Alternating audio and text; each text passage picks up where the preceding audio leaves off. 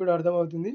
ఏదైతే మనం price చార్ట్‌లోకెళ్తామో, price చార్ట్‌లోకెళ్ళిన తర్వాత ఆ డే మొత్తం ఎక్కడ పడితే అక్కడ ట్రేడ్ తీసుకోకుండా 3 మినిట్స్ చార్ట్‌లో 3 సార్లు బ్రేక్ అవ్వాలి. ఒక క్యాండిల్ మీద రెడ్ క్యాండిల్ పైన ఆహ్, గ్రీన్ క్యాండిల్ 3 సార్లు బ్రేక్ అవ్వాలి.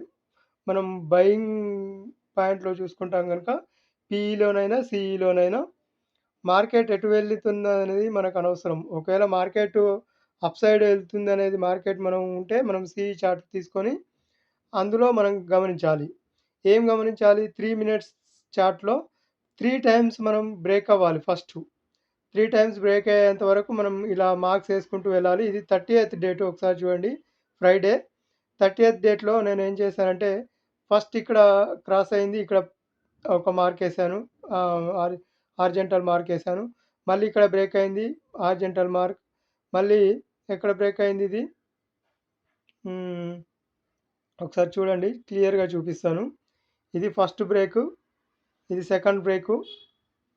ఇది థర్డ్ బ్రేకు. ఈ లైన్ చూస్తున్నారు గదా! ఇది థర్డ్ బ్రేకు. ఫోర్త్ బ్రేక్ వచ్చి ఇక్కడ బ్రేక్ అయింది. ఈ బ్రేక్ అయిన తర్వాత మార్కెట్ మళ్ళీ నెక్స్ట్ డే ఓపెన్ అయ్యి డైరెక్ట్‌గా ఎళ్ళిపోయింది. అప్పుడు మనకి టార్గెట్లు ఎలా అంటే ఒకసారి చూడండి. ఇది ఫస్ట్ టార్గెటు. ఇది సెకండ్ టార్గెటు. మళ్ళీ ఇది థర్డ్ టార్గెట్. ఎందుకు థర్డ్ టార్గెట్ అయిందంటే ఇది నిన్నటి అంతకు ముందు రోజు క్లోజింగ్ ప్రైస్. ఇది థర్డ్ టార్గెట్ అయింది. ఆ తర్వాత మార్కెట్ మళ్ళీ కిందికొచ్చేసింది. ఆ తర్వాత మళ్ళీ ఈరోజు చూడండి. థర్డ్ ఈరోజు ఒకసారి ఇది ఫస్టు ఇక్కడ చూడండి కర్సర్ పెడుతున్నాను. ఇది ఫస్టు టర్న్ బ్రేకు. ఆ తర్వాత సెకండ్ బ్రేక్ ఇక్కడ.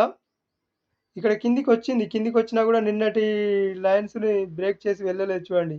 ఇది గూడా ఒక మంచి టిప్పు. అలాగే థర్డ్ ఇది ఫోర్త్ ఇది బ్రేక్ అయింది. ఫోర్త్ బ్రేక్ అయిన తర్వాత మార్కెటు వెళ్ళిపోయింది చూడండి. ఇది ఫస్టు స్వి స్వింగ్ హై ఫస్ట్ టార్గెటు. ఇది మళ్ళీ సెకండ్ టార్గెట్ ఇది అవుతుంది. దీనికి దాటి కిందికెళ్ళదు మార్కెట్ ఖచ్చితంగా.